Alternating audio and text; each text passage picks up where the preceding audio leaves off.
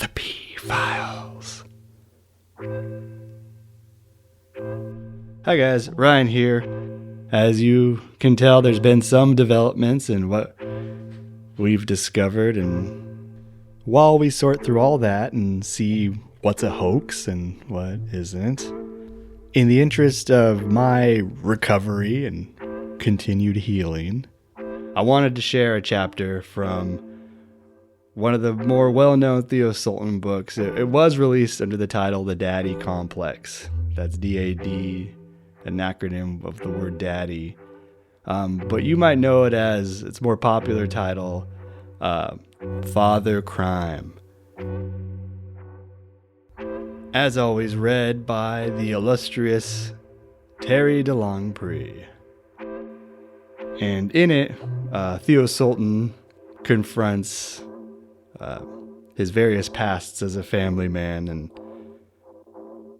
tries to find a way forward. I don't know what else to say, but tell us a story, Teri. Enjoy.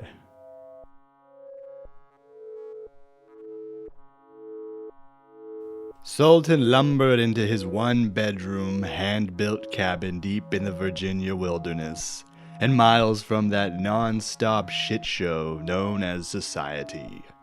His loyal dog, Marcus, a mayonnaise white Alsatian named for the wise philosopher King Marcus Aurelius, greeted Sultan with 3 different beer bottles in his mouth, all domestic. "Thanks, boy," said Sultan, as he popped the cap with a quick tss.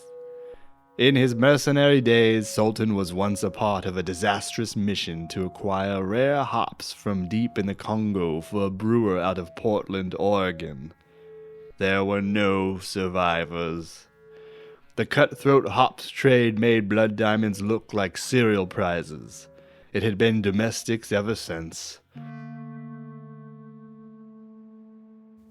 Besides, in his opinion, IPA stood for I pay out the ass, a joke he made to his doting pup on a near nightly basis. No sooner had Sultan tasted that first bubbly sud of liberty when Marcus returned with a bag of sunflower seeds, Sultan's favorite treat, and a mystery package that looked about as world-traveled as the dog's master. Damn time to move, thought Sultan. His muscular yet insanely nimble sausage fingers undid the string binding the package's contents. The return address read, M.B. Linegoggin and Haverbrook, a lawyer's firm. Already Marcus had his hackles up and was instinctively barking at the slimy stench of family law that wafted out along with an eruption of legal letterhead and ancient child support letters. Sultan's grip tightened like a boa constrictor. My ex-families, they finally found me. Thumbing through the documents, Sultan used knowledge from his lawyering days. Hey, everybody makes mistakes. To decipher the meaning of the hate mail he'd just received. His ex-children were suing him for unpaid child support. Plain and simple. Like the past vomiting into Sultan's heretofore sparkling clean toilet of a mind, it all came flooding back. Bitter carrot chunk memories and all. Sultan's history as an ex-family man 3 times over had returned to haunt him. He had started and lost 3 separate families. Been a father and husband 3 separate times. There was Linda, baby James, and little Susie all swept out to sea during a Disney cruise through the Bermuda Triangle. Margot, the nurse, and their triplets, a handful at times, sure, but not deserving of the fate they all suffered, kidnapped by Indonesian smugglers and sold into the underground circus. At least that was the rumor. Sultan lit a cigar, inhaled the thick smoky freedom, and ashed into the ashtray his dog helpfully brought over in his mouth. Ah, yes, no wife to complain about his cigars. Not like Denise, mother of Tucker, little Wanda and the 3rd kid, what's-his-face, the wimp with asthma. Sultan simply forgot to pick them up from the shopping mall on Christmas Eve and had been out of the picture ever since. C'est la vie. No, that life wasn't for him, and he wasn't regretful at all. He didn't mind things like eating his Boston market dinners alone over the running garbage disposal. He didn't mind falling asleep in his recliner with cigars in his mouth like last night. Guess his ex-families had finally resurfaced. 2 at least, and were pissed at dear old Dad. Hell of a birthday gift. If he didn't appear in court in 3 weeks' time, Sultan faced incarceration. As far as he was concerned, though, the only court in the land Sultan now recognized was the basketball court found in America's inner cities. With a swig, Sultan tossed the forms, picked up the latest issue of 9/11 magazine, brought over by Marcus, and flipped on the radio he had built from technology waste left on the Appalachian Trail. Lost phones, misplaced earbuds, dumps wrapped in tinfoil. As far as Sultan was concerned, the internet age had done nothing but turn nature into a wasteland of wires and dumps wrapped in tinfoil. He tuned his radio to his favorite blues program that featured the songs of yesteryear, of a time when good men were lucky enough not to deal with cultural abominations like free soda refills or something called an emoji. Did not have to deal with child support. Yes, sir, old Sackhead's Sunday sampler was like listening to the past. Tinny voices and crackling percussion spilled out of the speaker and set Sultan at ease. Marcus reappeared with a set of Sultan's favorite musical spoons in his mouth. A gift from a little boy in Afghanistan. They were gnarled and misshapen, much like Sultan himself, but still brought him great joy. He often used them to play along with whatever musical prophets were speaking the truth on old Sackheads. A tap-a-dap-a-tap, and a kickety-clack-a-clack, he started on his handsome thighs. Not now, later. The warning he'd received earlier that day from the mestizo gentleman he'd battled in the bounce house, how something dark was coming his way, did not sit right with Theo. Could the tiny criminal see something Theo couldn't? On the subject of criminals, Sultan couldn't help but think about what made such sinister slugs slither unawares in the threadbare brassiere of lady civilization. Was it bad parenting? Was it absentee fathers? Like Sultan's own deadbeat dad who had... No, best not to remember.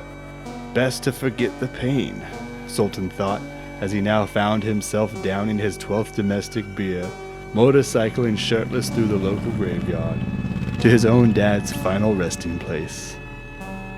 Stone odes to long-forgotten Civil War soldiers streaked by. Mere boys surrendered to that earthy foe in ragged blues and grays alike. Their souls too weak to leave the haunted ground, strong only enough to barely lift tattered worm-eaten uniforms like swaying kelp in an inky black ocean. Further up, dead people from the 1990s were also buried.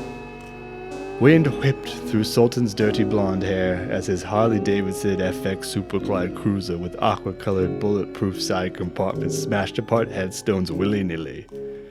If he knew soldiers like he thought he did, the old boys down in the cold, cold ground appreciated this explosive action to break up the monotony of the beyond. He revved the throttle in their honor. Up ahead, a leaning headstone about as tall as Sultan himself slanted away in his path like a launch ramp. He gassed it. Seconds later, in his best Evel Knievel impression, Sultan and his hog were airborne, caressed by the Virginia air. In this moment, he was 1,000,000 miles away from the threats of unpaid child support. He shut his eyes, for in this moment, he was free. When he opened them, the gnarled shape of an outstretched hand reached for Sultan's throat. It was a tree branch, and in a split-second reaction, Sultan headbutted the plant to smithereens. He landed with a skid, and all the appropriate physical occurrences that a man his size and a bike that weight would result in, and then put some desert juice into the turn to complete a full 360-degree rotation on the nearby burial plots. he had arrived at his father's grave.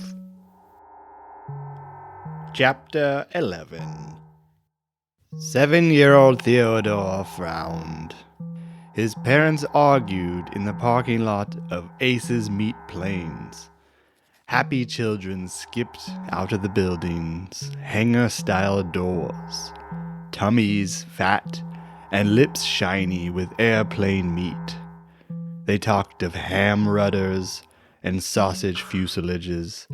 His mommy accused his daddy of being a deadbeat. They were making a scene. Daddy wanted to poke his head in the restaurant across the street. The one shaped like a Mexican cantina. The one named Cabo Wabo Cantina. The one owned by ex-Van Halen lead singer Sammy Hagar. Mommy knew the real reason why Daddy wanted to go inside the large palapa structure. Her husband was looking for him, for the man that ruined Daddy's life.